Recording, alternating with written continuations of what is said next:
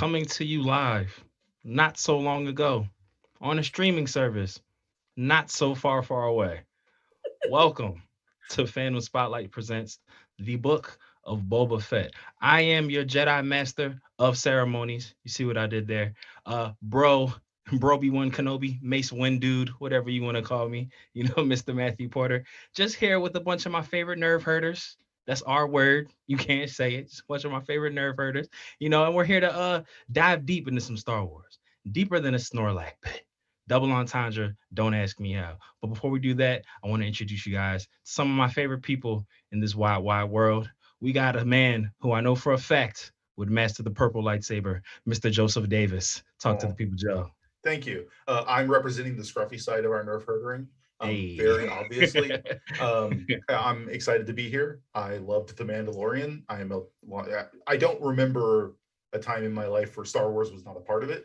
So coming into this whole Boba Fett stuff has been very exciting. Love to hear it. And we all love her, our gal, the lead singer in everyone's favorite band from Alderaan. Aw. Jazzy, tell the people hi. Hey, hello, people. Yeah, let's talk about Star Wars, shall we? Boba Fett, let's go. They said, aren't you guys the Marvel guys? The range. We do it all. At this We do point, it we're all. just It's the Disney Disney Plus guys. now, kids. It's Disney Plus. They own it all. You already know. You already know. If it's on the network, we'll review it. And a very special guest is going to be here for the duration of the series. A good friend of mine, the residential Star Wars head, if you will, Master Jedi of the Knowledge, keeper of all that is to be kept in the Star Wars universe, Mr. Mikey Campbell. I might be a human holocron. I mean, I'm here to fed around and find out. Let's get into this. My guy.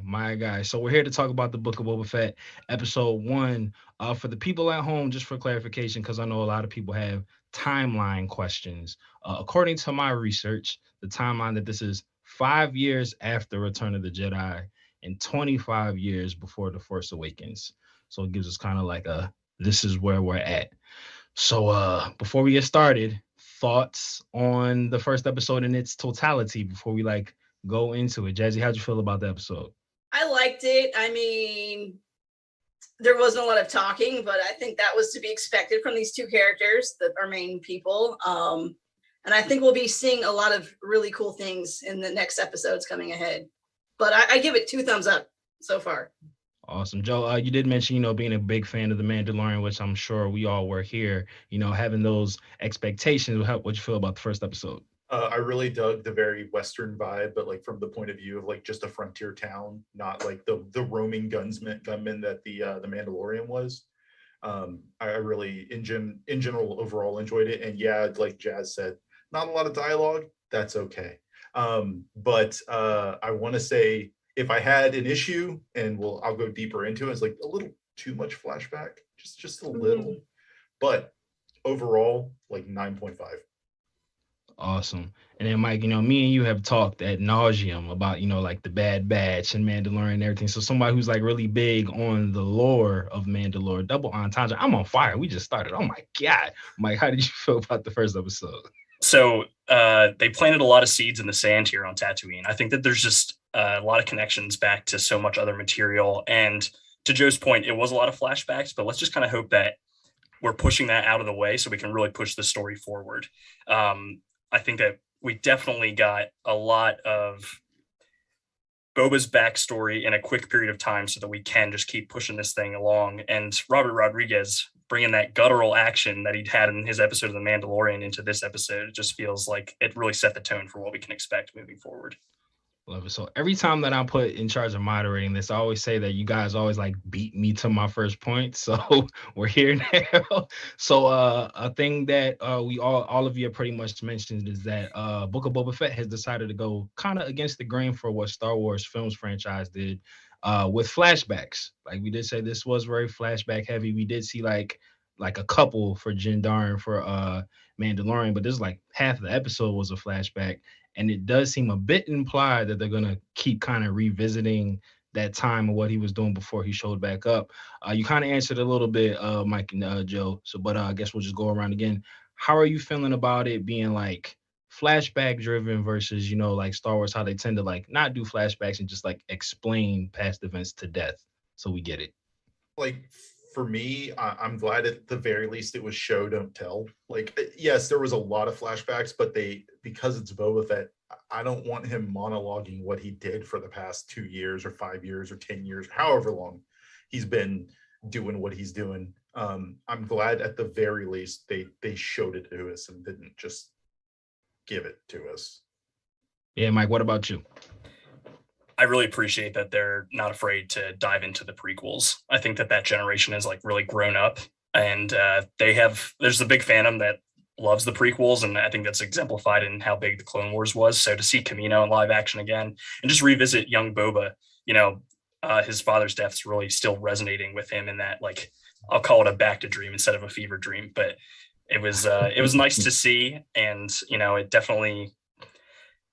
it felt kind of drawn out, a lot of establishing shots. There's not a lot of dialogue. So I do agree with Joe that in the sense where it's good to see that they're showing us things. Maybe if the pace was a little bit quicker, it would have been a little more digestible. Absolutely. Jazz, how'd you feel about the flashback heavy versus like exposition heavy? I mean, it got a little confusing for me personally, because like, okay, what's going on here? Because I'll admit I'm more of a Trekkie than a Star Wars person. Don't hate me for that, but it did give a good emotional impact and clued me in on what was going on, because eventually I caught on to that it was in fact a flashback. So it was good, and it gave you the information you needed without really needing to know what had happened before. Love it. So it looks like we have some action in the chat. Devin Zane says, hello, fandom people. Thanks to everyone for being here tonight. Always great to hang out with you guys. Absolutely. Hey, John Kobach says, big fan of Mike, super knowledgeable. Look at Mikey getting the fans on day one. Look at that. Who referenced you for this? Oh, that was me. Oh, wow. You're ours now, Mike, though. You can't leave. You're oh yeah, no, you are a big guy. You're gonna be invited to Marvel panels and everything. Oh boy, I let him when I told him about this. I'm like, no, you're the only way you out is in a box, bro. Like you jumped in now. It's Fandom Spotlight for life. We're all on this starship together. It really is, though. You already know. So, and Mike, and what you said, like a BAFTA dream. I was calling it a flash BAFTA. Oh, that's a perfect. Look, let's go. Fever dream works, if only because a fever is just your body fighting infection and stuff, and that's part of the BAFTA process. Yeah, that's true. Joe's hitting us with more knowledge than I possibly could there. So it's more just a connection of logical stuff. But no, you got the knowledge. The voice of God as we know him. Our captain. He says he still wanted to see Jango's head fall out of the helmet. They did cut that part. So traumatic. I forgot all about that. I mean, but if you think of the edit, technically, if they scrub out that his head fell out, then technically Boba picked up the helmet with his dad's head. He's kind of still wedged up in there. Good times.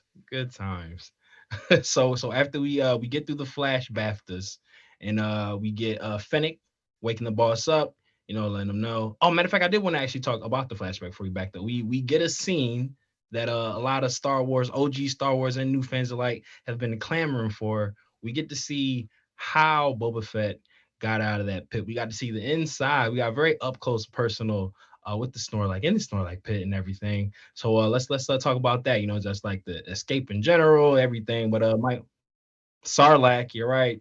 You're absolutely right. Snorlax is a Pokemon. I know my thing. Also eats things whole, though. Also eats things whole. This distant relative from a galaxy far, far away. Look it up. It's canon now. But yeah, Mike. So how'd you feel about the scene just as a whole? Just getting out the great escape. It was always something that I never really thought we were going to get in live action. So I didn't really care how they handled it as long as they showed it, and I loved it. I couldn't get enough of it.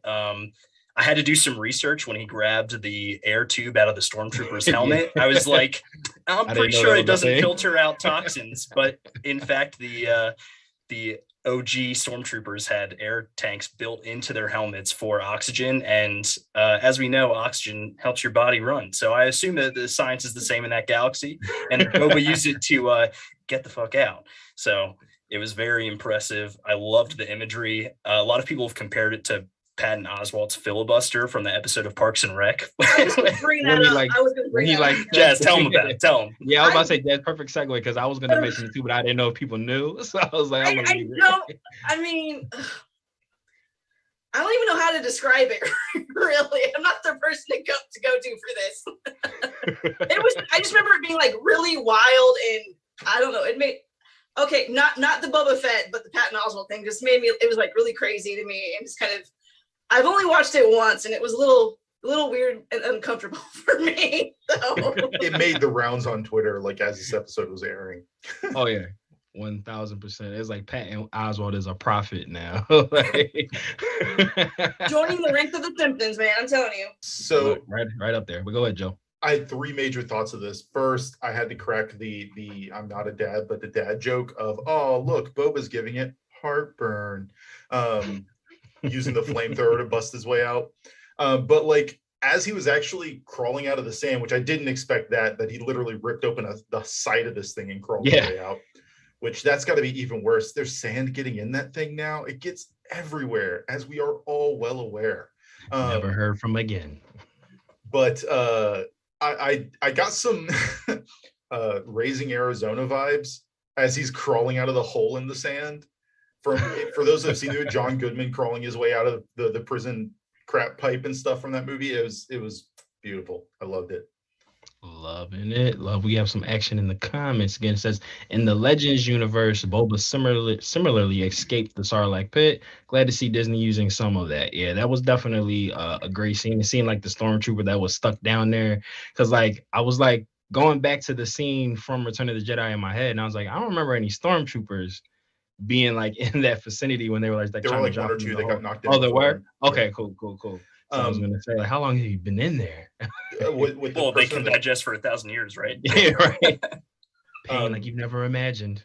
What the person who sent the comment said, it's really interesting because like that was a big concern when Disney first bought Star Wars. They basically made all the legends like not canon anymore.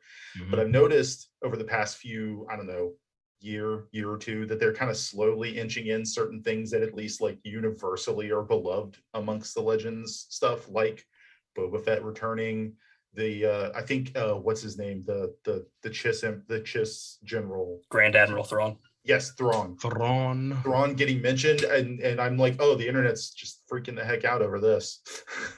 It feels nice to. Sorry, go ahead, Matt. And I was just gonna say, there's like a rumor that like they're trying to get Robert Downey Jr. to like play Grand Admiral Thrawn. I heard that rumor.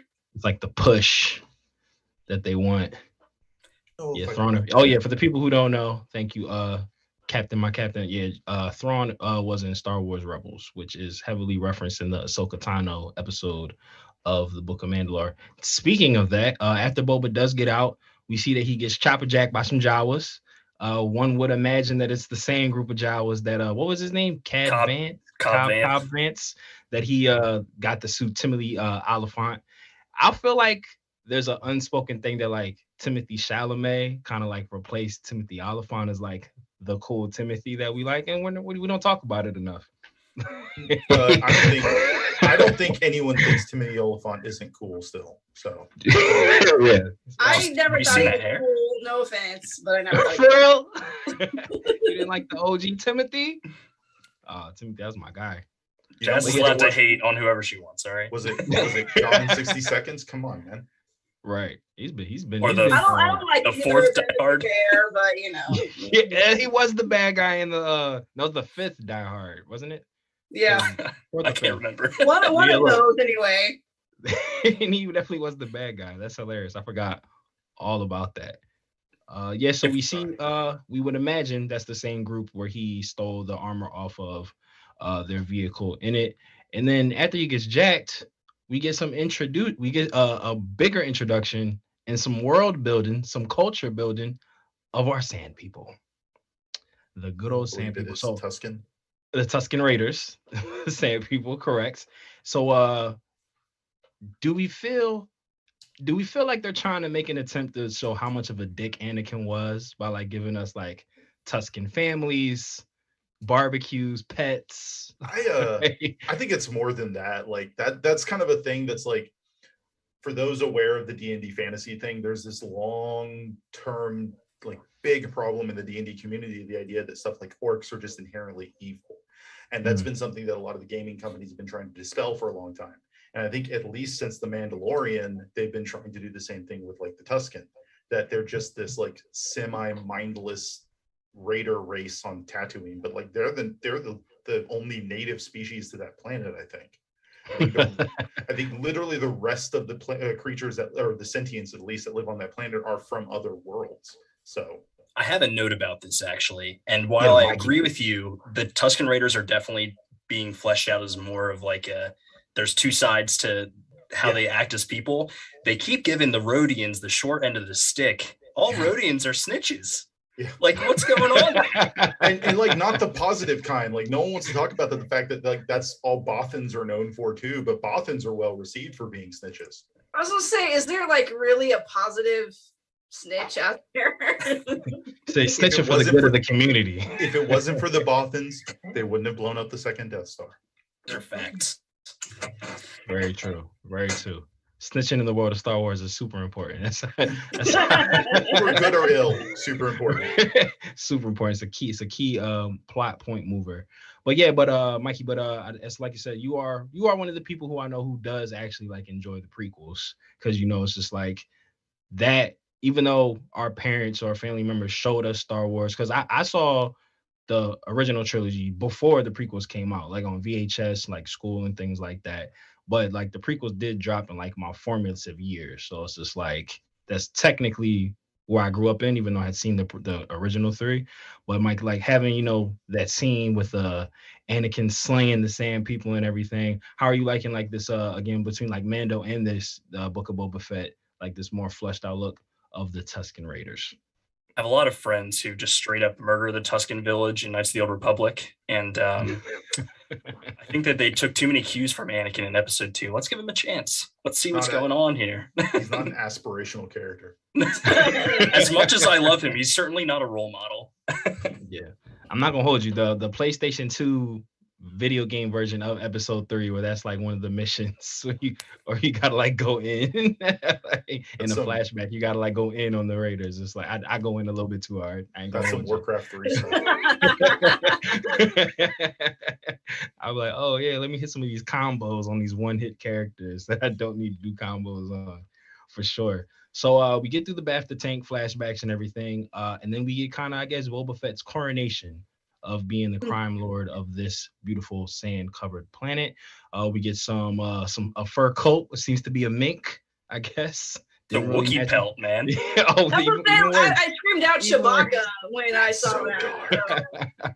Even Trandoshans are known for feuding with the Wookiees, and he's straight up, I think his name, Dox Drossi, the Trandoshan warlord who was on Tatooine, brought a Wookiee pelt for Boba, and I mean, Boba said it better than I could. Even a compliment from a Trandoshan sounds like a threat. Like, I had that in my notes too. I was like, what did he say? Like, may you never leave. we were. What was it? We were watching it, and both of us were like, "Man, is this foreshadowing? Is he going to be like, I'm going to kill you in this city?" And then, no, it's just he was being genuine. But right, he's like Drax. Like it's like, no, he's being dead serious right now. But then we get some major foreshadowing. We get an interaction with the Major Dodo, which they call the Major Dodo in Lion King for Zazu. So I thought they always try to get their Disney in there somewhere. So we get the errand boy for the mayor, who comes with no gifts. Not only does he come with no gift, he asks for something in return. So Jazz, we'll start with you. What do you think this we might have to come see you again type of standoff with the mayor and Boba Fett, like what do you think that's leading to? Nothing good. I did some research, well, not like a heavy research, but because I remember thinking, I couldn't remember if I ever thought Boba Fett was the good dude or a bad dude. I was trying to figure that out again. And I'm like, he's just a man trying to make his way through the universe like his father. I mean, he's, I guess what we'd call an anti-hero. But yeah, I mean, to have an actual answer for that, I don't know. I just don't think it's going to lead anywhere good. I think there's going to be a lot of problems coming up in a very entertaining way, and I can't wait to see where that leads. But we'll see. I mean, depends on where the allegiance lies, I guess we could say. Gotcha. Mike, do you think that this mayor figure is supposed to be like the prime antagonist of the show, or is just kind of like a side quest? What are you feeling? Mando made a really big deal out of side quests, so I think this could be our first side quest. I do have a question for the rest of the panel, though. Is that, and I don't mean to jump ahead too far, but is the ambush that happens later, is that sent by the mayor? Do we think that he's already taking a hit out on Boba? He said the Domo did say, you might be hearing from us again very soon. yeah, and in like 3 minutes, bro. It was like because when he sent the Major Domo away, he was kind of like, oh, my gift to you is letting you leave here without. Yep. Yeah, Mhm. And he's like, cool. I'll let the mayor know. His response might not be so nice. FYI, that's your ass. But Mike, you actually, again, you guys always know where I'm going with these things before I get there, and I love it. It makes my job so easy. So, Joe, I guess we can pick up from there. Like with the ambush, we get a lot of parkour. we get a lot of the legend Ming killing it, Princess Mulan. Oh, love it. The cavalry from Agents of S.H.I.E.L.D., like Agent May, we get her. So what's your breakdown of the fight? Oh, I just really enjoyed it. I wanted to go back real quick to the throne room scene. Please. And then I'll talk about this. The Disney Plus Star Wars shows are doing kind of a weird injustice while also justice to me. They're using some of my favorite actors literally as droid voices that end up dying or never showing up again. Because we had, I think it was IG-88 or 11, whichever IG he was Taika Waititi and in Mandalorian, and then the other droid that was part of the whole heist episode, I don't know what his name was Richard Ayoade, which is I love him in like everything I've ever seen him in. Well, the announcer for Boba's this time around was Matt Berry, who who currently is in like What We Do in the Shadows, and he's been on shows like Dark Place in the past. He's got a very recognizable voice, so it's very awesome. I'm like, wow, they're using all these actors I love as disposable droid characters. Yay. The one thing that I didn't get from that scene, because I was super hyped to like hear him, I thought that was awesome. Like when they was like, yo, we need a protocol droid, but my man's was like, I was about to say he was translating like for y'all in real time. There's like, yo, remind us that we need a protocol droid. I hope that they're not setting up like C-3PO, because he kind of wasn't really doing anything during this time. I'm sure like, he was still with Luke. If they do bring in a protocol droid, he better have an edge to him. I think this would be the perfect time for them to get a random protocol droid from some sort of scrapper, and it's an HK unit. I would freak out, to be honest. That would be amazing. Because that would be like he hires him as a protocol droid, and then oh no, he also kills people. What? Designation meatbag. We have some action in the comments. Says I really wanted Boba Fett to slap the fuck out of the mayor Dodo. Yes. I think we all wanted that. I knew that they were gonna like hit the button for the pit. Like I knew it was coming. Yeah. I just was waiting for it. So he's gonna roast him with that flamethrower. They said, how do y'all feel about Alan Tudyk voicing the protocol droid? He was already K2SO. I think he can work. Bringing him back. I don't know, but I kind of want to get Arnold Schwarzenegger to voice Joseph's droid there that he was mentioning. HK. I don't know. You need someone with like a flatter delivery. Because that's the thing about HK. I guess that's true. And HK droid sounds friendly in general until he says something that you're like, wait, what did he? HK so can we get sound like two different actors, one for like kill mode and one for regular mode? That would be fun. The voice switches. I wouldn't hate it, but I'm gonna let's throw Michael Caine into the ring of the. Yes, that would be great. It's this mild Cockney accent coming out of the droid. Or if we're gonna go with a different Alfred, get Gollum. Andy Serkis. Yeah. Yeah, he does everything anyway. Why not? Also in the Marvel universe. Yeah. That would make him a triple threat. They'd be like, yo, your protocol droid sounds a lot like Snoke. Like, you set that up. You set that up that way. Yeah. So we get this awesome fight scene with these assassins that it seems implied that it was the mayor that sent them, because it happened literally right when they walk out. soon as they come out, they get jumped. Like, and they have like these shields that are cool, like these Iron Man nanotech shields that are pretty awesome. And we get some wrestling, we get some rustling and tussling. But Boba Fett is like, hey, don't kill him.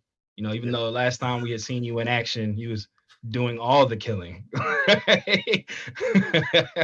But yeah, when he finally was kind of like, yo, just keep one alive. That should be more than enough. So, but yeah, break down the fight. Now, Joe, you said I know you wanted to touch on the fight scene briefly. I had a few things. The first off, when they're being surrounded by the shield failing, so people would basically blast its shields, his freaking arm shields. Why didn't Boba Fett just use a flamethrower at the feet? Why does nobody aim at the feet? Said. It's like, why didn't you just start with that to begin with? It's the Captain America problem when he's sitting there with that tiny circular shield. No one aims for his legs. Listen. Let's not talk about Steve Rogers here. Okay? I'm using it as an example. It's the same principle. And he's got a flamethrower. That stuff wraps. But I really dug and a tripwire. Like, we just yank some people. I just it doesn't make sense. But I did dig that they very much set the tone that, like, while Boba Fett may be trying to lead by respect, he's still not afraid to ice someone. Because that one dude climbing up, he's just like, and it wasn't like it hit the wall and knocked him off. It was a pink mist.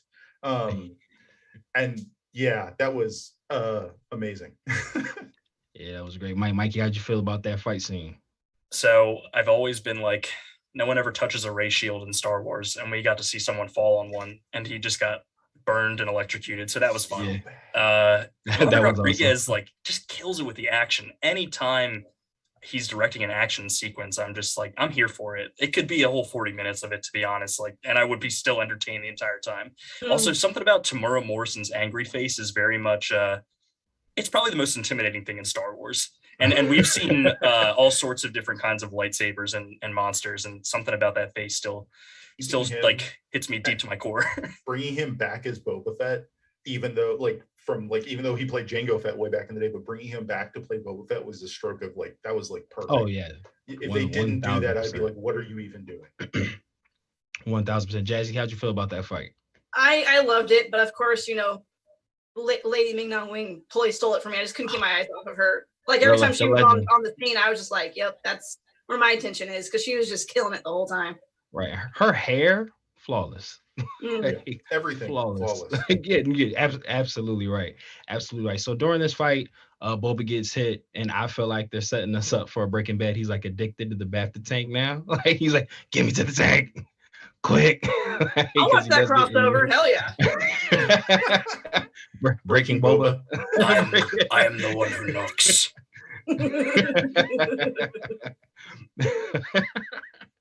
So and then we get into a double dosing of some flash BAFTAs, and we are reintroduced to a character that we didn't mention because it kind of went by quick in the first flashback, but we get one of the worst cellmates ever, who just wants to just serve his time and be left alone. So during the first flashback, Boba Fett did try to make an escape. We did get to see that beat me stick that he used in Mandalorian does seem to be a Tuscan Raider tool, which looks like the chief's wife, like the co-chief, Mrs. Chief. It was like her stick, or like their lead warrior, whoever that was. So we go back to the flashback, and we get the douchebag kid, who for some reason this young child is in charge of babysitting prisoners. Don't know why this kid's job. Yeah, right. Still, you got a whole army of people. You're like, yo. I have to say, he reminded me a lot of Star-Lord a little bit, especially with the mask on the face. I was like, dude, this is like giving me Star-Lord vibes over here. I can't unsee that now. Thank you. You're welcome. You just that little kid's gonna pull his mask off, and it's just Chris Pratt. And we're just like, oh, back again. They're putting him in everything. That is not a casting choice I want to see, by the way. I'm just saying right now. Yeah, so, you've seen him in the Mario Brothers movie, now as a Tuscan Raider. Hilarious. Yeah, so we get a douchebag kid prison guard, and like I said, a guy who just wants to serve his time and be left alone. Boba Fett keeps trying to like execute these escape plans, and the guy's just like, yo, nah. Like, fun fact, which I learned today, the voice of that character was Sam Witwer. Okay.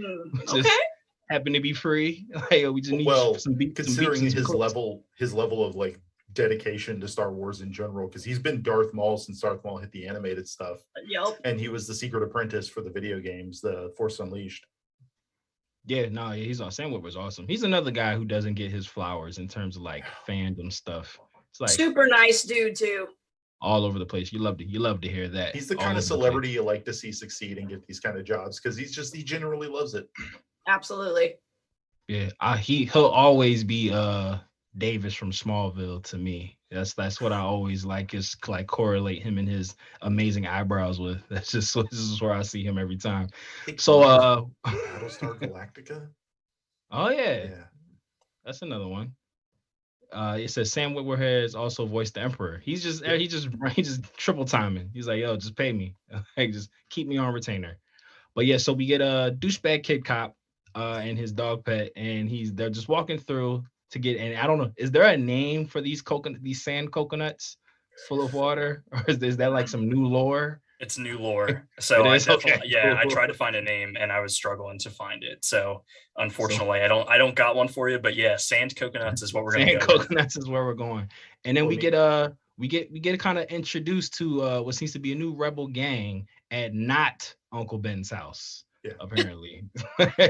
Sure looks like Uncle Ben and Emperor's house. But I guess they all Uncle Owen. Yes, Uncle Ben is Spider-Man. Look, we've been in Marvel for so long. Well, and the parallels between Luke Skywalker and Spider-Man are kind of jarring too. There you go. It's crossover. It's ancestor. Ancient ancestor. Sebastian Stan could be Mark Hamill's son. I'm just saying. Someone in the chat said we can call them water chestnuts. low hanging fruit.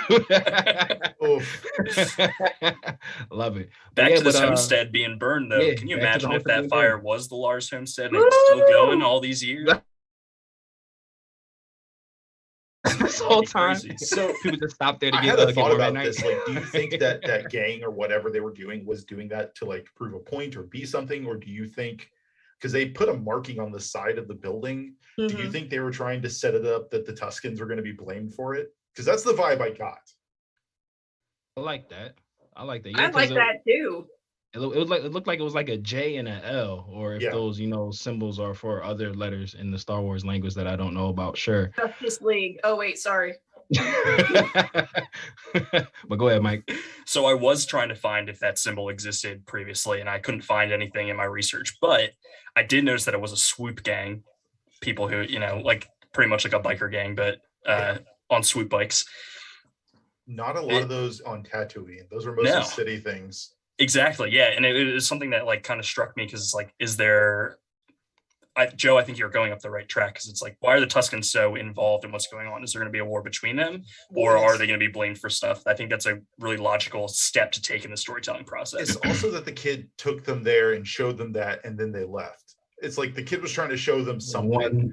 I felt I was beat me by 1 second. I was going to say, like, the introduction to like get them in the series as like a pending threat was so awkward that he was just like, oh, wake up, come see this. All right, let's go back. There's a point. That's all it has to be. Why are you digging for water when we saw the moisture evaporator right there? It's like, is that territory marked by the swoop gang then? Or, are we fighting for like territories now? What's happening? Disney, come get us. We say this every time. Like, just come get us. But someone in the comment actually led us to what my next point was going to be. They said that they feel like those were the eggs of the monster that was in the sand. Well, that understand why they're wild. Angry. I'm just saying. So we'll set up the scene for the people at home so they know what we're talking about.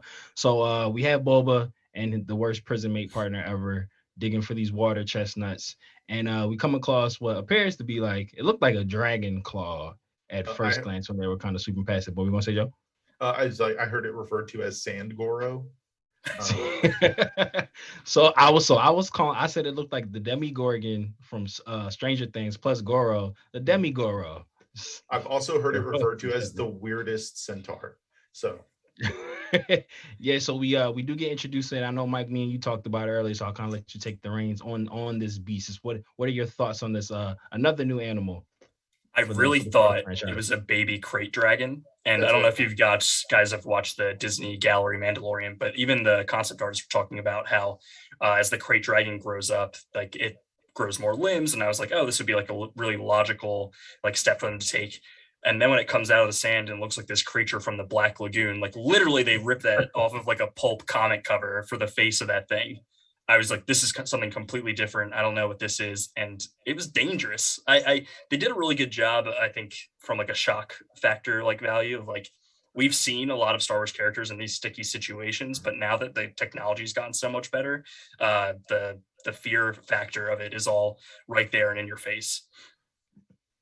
Absolutely. Jazzy, how'd you feel about our new beast? I loved it. When the worst crime partner ever was digging up, I'm like, Worst.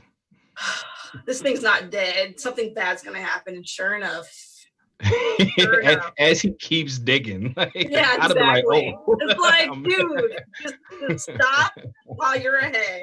And I'm not surprised that he was murdered by him eventually later on as the episode progressed. Or at least I assume that's what happens. Oh, he took 2 shots to the face. Yeah, exactly. That's why I assume. Did anyone else think that 2 times we were going to see it? Yeah, I was close. Or to get ripped in half. Like, I was definitely waiting for the limb pull.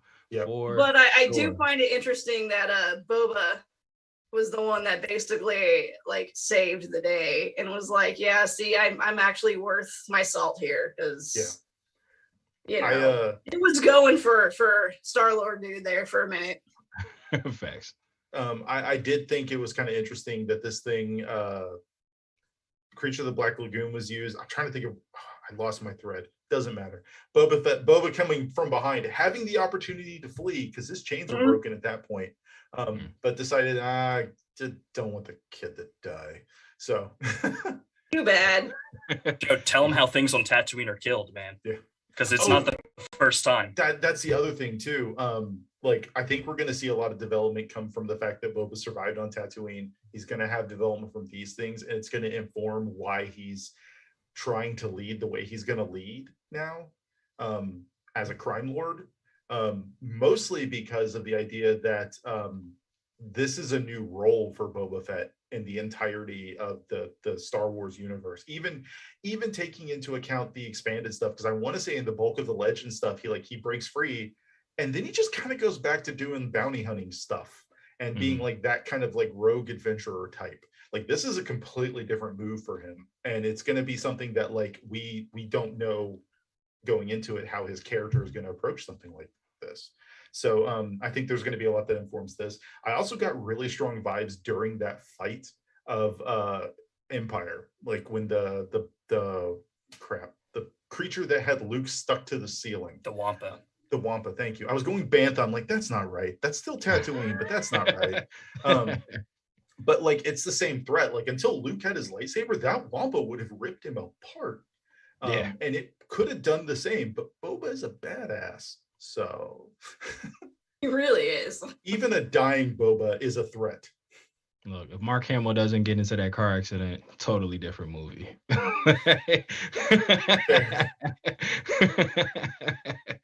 Yeah, so Boba kills. Oh, hold on. And one of the comments said that they had a name for it, and I lost it because the chat's kind of bumping today. Read through these comments. Captain, my captain says the creature gave him Clash of the Titan vibes. No, yes. Unleashing the Kraken. Most definitely. But Joe, you kind of threw me a oop off the backboard again, because something that I did see a lot of people were talking about is they feel like Boba's coming to God hasn't felt earned yet, like, because it is such a drastic, like, opposite poles of the spectrum in terms of just, like, outlook on life and everything, and you being, like, a ruthless, the most feared bounty hunter in all the land and everything, to now it's just like, it's giving me Morgan from Walking Dead vibes, like how he's going through like so many different like character pull changes. Because there's only 6 episodes, do you guys think that we'll get that full journey as to why he's just like, rule with respect, not fear, or are they gonna try to like drag this out? We'll get an idea of it before we get too far into the series. Like, I wouldn't be surprised if we're done with the flashbacks by about halfway through it, or at least enough of the flashbacks to understand what his thought process is. My current theory that I'm running with is that he gained a lot of respect for the Tuscans, and he's kind of becoming a crime lord to bring a little balance, so they have a little more freedom to kind of build their society back up. Yeah, no, I like that a lot. You kind of sold me on that. I'm kind of rolling, but Jazz, well, how do you feel? What do you feel about his spiritual journey? Well, do we know if we're getting a season 2 yet? I don't believe it's been confirmed, but it's. I mean, if it's well received, I see it becoming. They're going on from this, and in that case, I would say that they would definitely, pace it out. But if this is like a one and done shot, definitely we're gonna get the whole shebang in 6 episodes. I mean, which will be quite the ride. They did that with Mandalorian. We basically got everything we need to know about Din and as a character by the end of the first season. Mando's 8 episodes, right? Wasn't it 8 episodes? Yeah, that I thought that was interesting, like the 6 episode choice, and then it made me kind of feel like it could be like an anthology series, like Book of Boba Fett, Book of somebody for the next season. But I'd be down for that. Actually, that'd be cool. That'd be pretty dope. What were you about to say, Joe? I also, I think part of the reason 6 episodes is enough to do it is there's a lot of who he is as a character we don't really need explained to us. Like, we know who Boba Fett is, so you can just kind of fill in the blanks of what's happened over the past 8 years, roughly, and then just go. I think that from here, we understand the history. It kind of got everybody caught up who wasn't caught up. Now we need to see the motives behind why are these flashbacks important, right?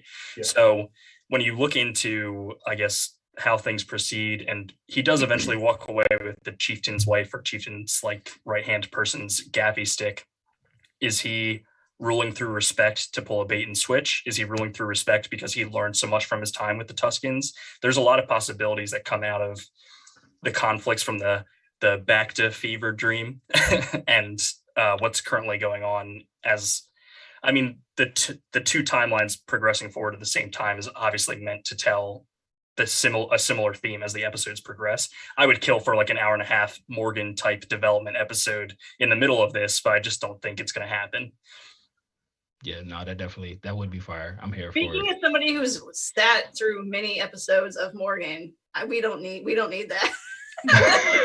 Yeah, they dragged that a bit. Clear, Jazz. I love Lenny James, but no, I don't need that again. that like arc when like that season when he like stopped like killing, that went like a episode too long. I was like, all right, we get it now. And then he killed again, and then he doesn't kill again, and then he kills again. Right? It goes back and forth. But yeah, Mike, you kind of set it up. The end of the episode, we see Boba kind of like being accepted into the Raider family. They give him the water chestnut monster egg cup of water and everything, and then like you said, we do see him with like the chief's right hand man who is carrying the staff that he ends up inheriting, and then we get the most abrupt ending of all time. Just a sip of the water, and cut. The end of the episode. So 1 episode's in, we got 5 episodes left. Feels like we're towards the end already of it, but I kind of want to get into predictions of what we think, because there is rampant rumor that there is like a major cameo that is supposed to take place somewhere in the show. I had heard that was actually supposed to be in the first episode, but it doesn't seem that it was. But they keep saying that there's supposed to be a big somebody showing up in one of these episodes. So what do we think is on the horizon for the next 5 episodes? Joe, if you want to start. I don't know, because it's really hard to consider like what they're going to consider a big cameo. Ones that would make sense would be like Han Solo, but like, what are they going to do about that? Just for men. Yeah. Well, I mean, can they even get Harrison Ford to come back again? Like, there's only so much he's going to do. Oh, am I the only one on the panel that likes Alden Ehrenreich? I love him in that, but that would be plucking him. I actually really dug Solo. Between Solo and Rogue One, it's my favorite of those two. Same.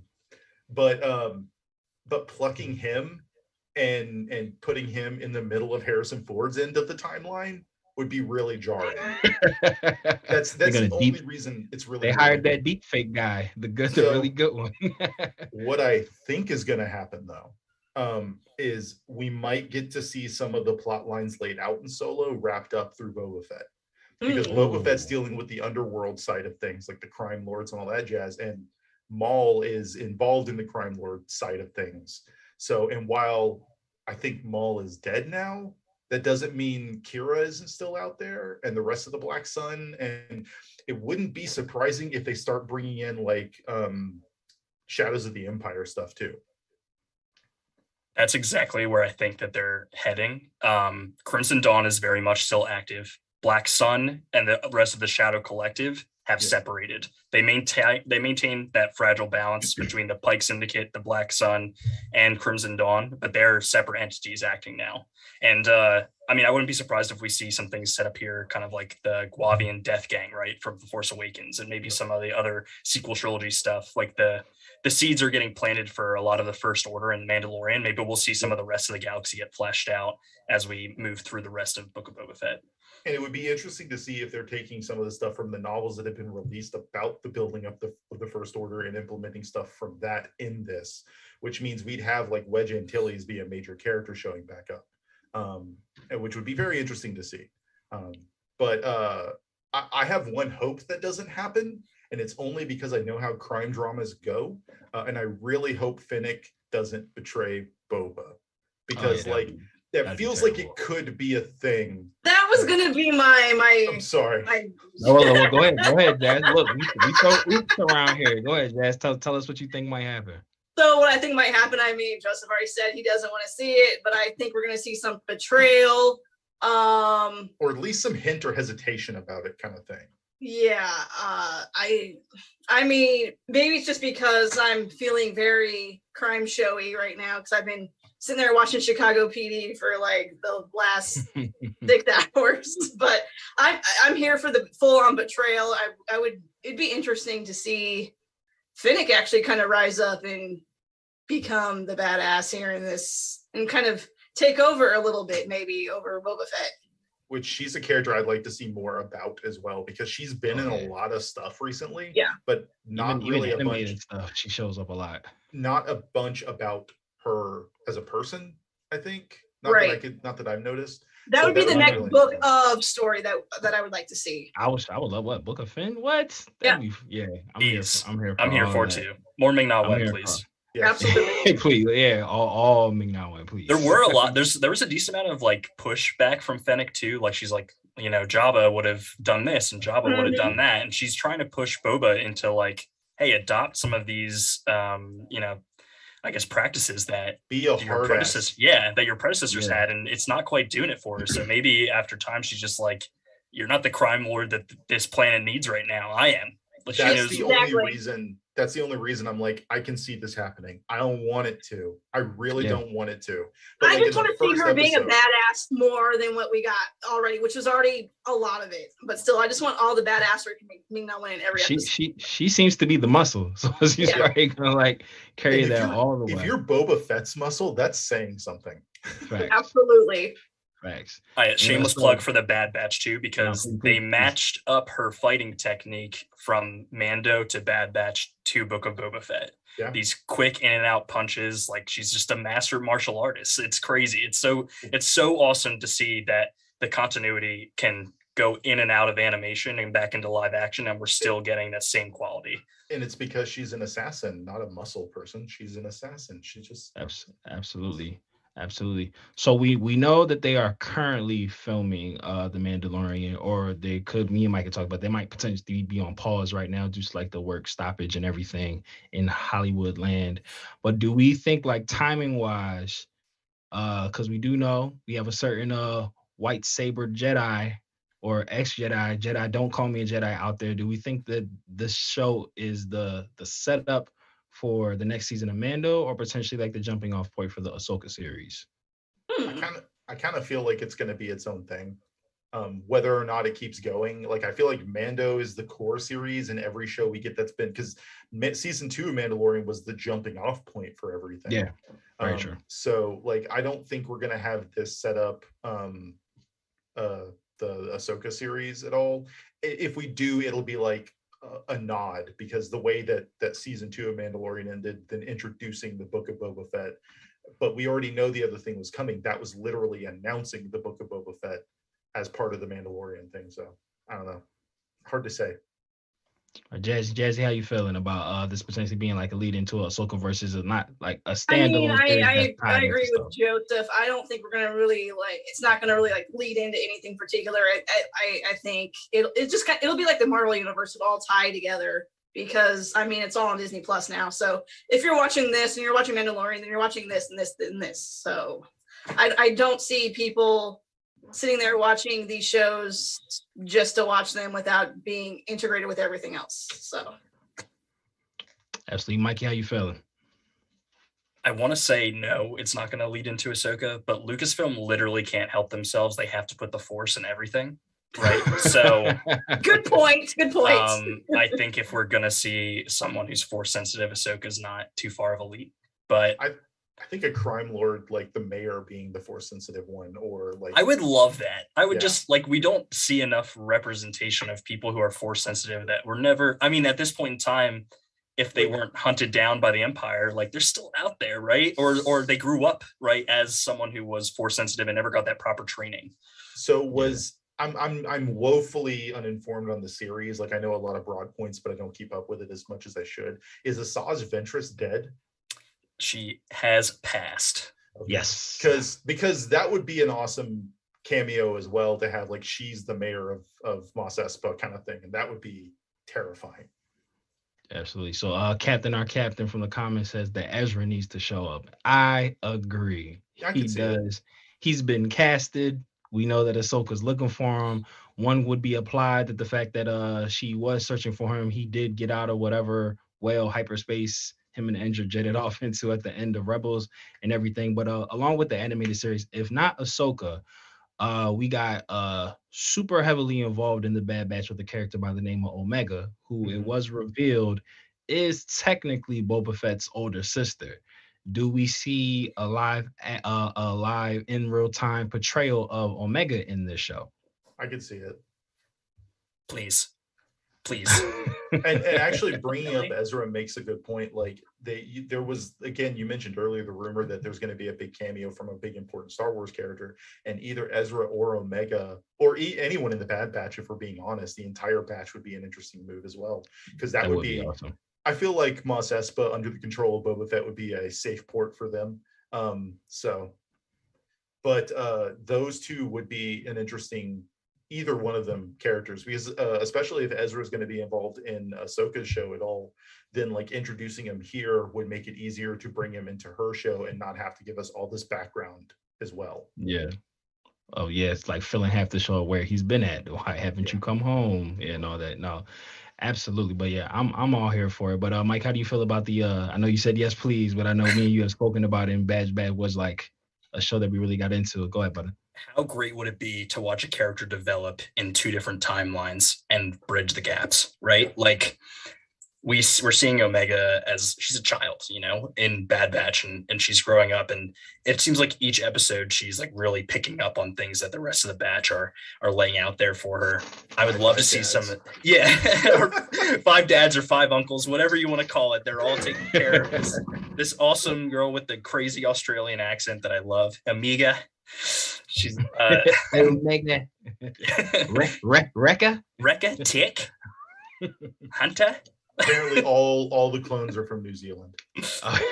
Apparently so.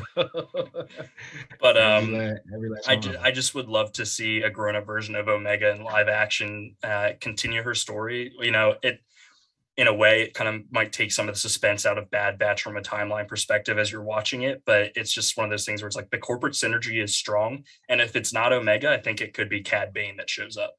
Ooh. The dent is canon now, and they've never. It's just theirs. Oh, where'd that? You just didn't take care of your shit. Like what happened? But I would definitely love that. But before we wrap this up, Jazzy, like what's your wish list for what we're gonna get out of this series? Oh, my wish list. I mean, like who do you want to see? Like who do you want to see? I don't think it'll happen, but I would love to see Mark Hamill. So. I mean, I love Mark Campbell. What can I say? Yeah, I mean, I would go as far as maybe it wouldn't work in the timeline, because I still want like that like the solo type film with Sebastian Stan as young Luke Skywalker. But I mean, I wouldn't hate seeing Sebastian Stan show up either. So yeah, that's definitely. I feel like that's such like a easy play, but like Disney's like so scared to like pull that trigger. Like, well, I mean, he's already in Marvel. Let's just make it happen, guys. I mean, I could see that being like on some Hayden Christensen's casting type division. Like it's like you love it or it's the worst idea ever. I feel like he would do a good job though. No Hayden Christensen either. I mean, he's fabulous as well, but. Well, yeah, Jumper is my shit. I love that movie. I love that movie too. And we like I was just gonna say Hayden Christensen played perfect for Anakin Skywalker, a socially and emotionally repressed child that never grew up and was basically told he's the chosen one. Just angsty. And I'll just say it was probably Natalie Portman's fault that those movies were terrible, but that should be. I was waiting for it. Maddie gets it. You keep her name out your mouth. She graduated from Harvard.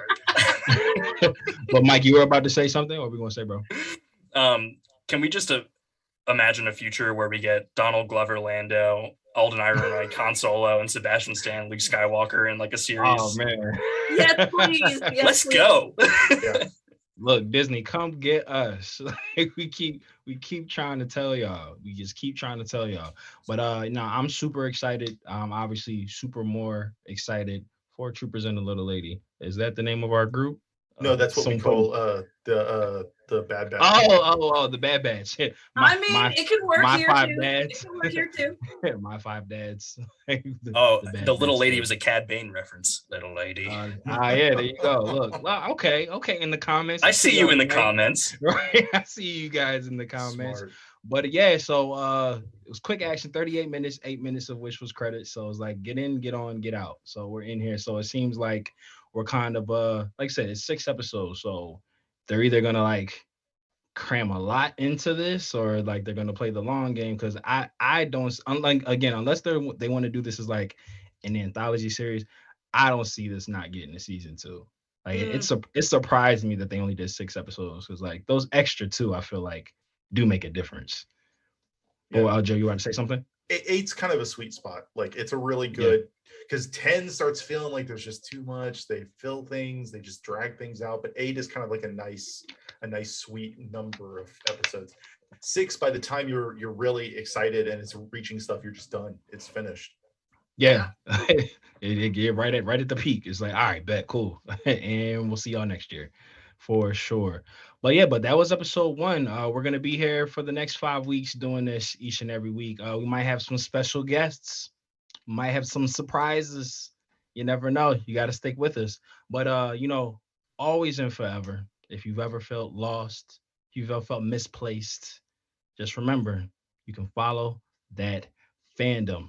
I have been your Jedi Master of Ceremonies, double entendre, don't ask me how, here with all of my favorite nerf herders. Tell the people what you got going on, where they can find you. Jazzy, start us off. I mean, I've got absolutely nothing going on except for doing some articles here at Fandom Spotlight. I just got the news that our February concert has been postponed indefinitely due to the variant.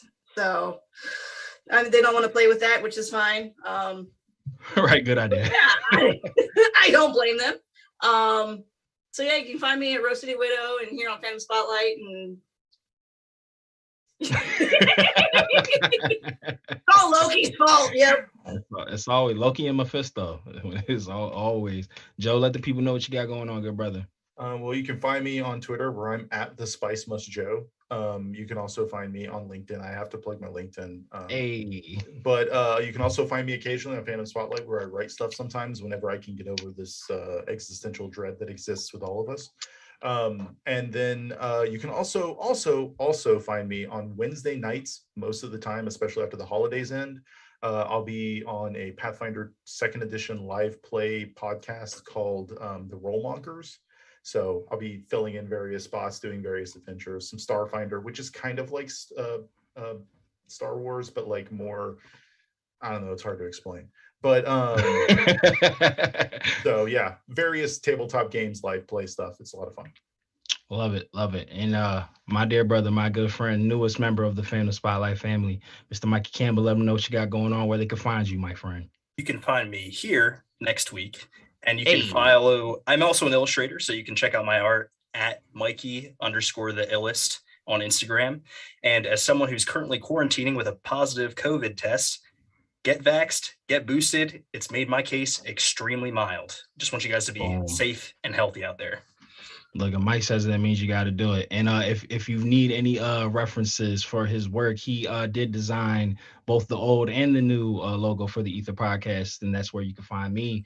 That's Elephant in the Room podcast, EITHER. The I is silent. We didn't spell it wrong. But we will see you guys next week. Like we said, follow that fandom, and may the force be with you. And I never know what to do with my hands when it's time to sign out.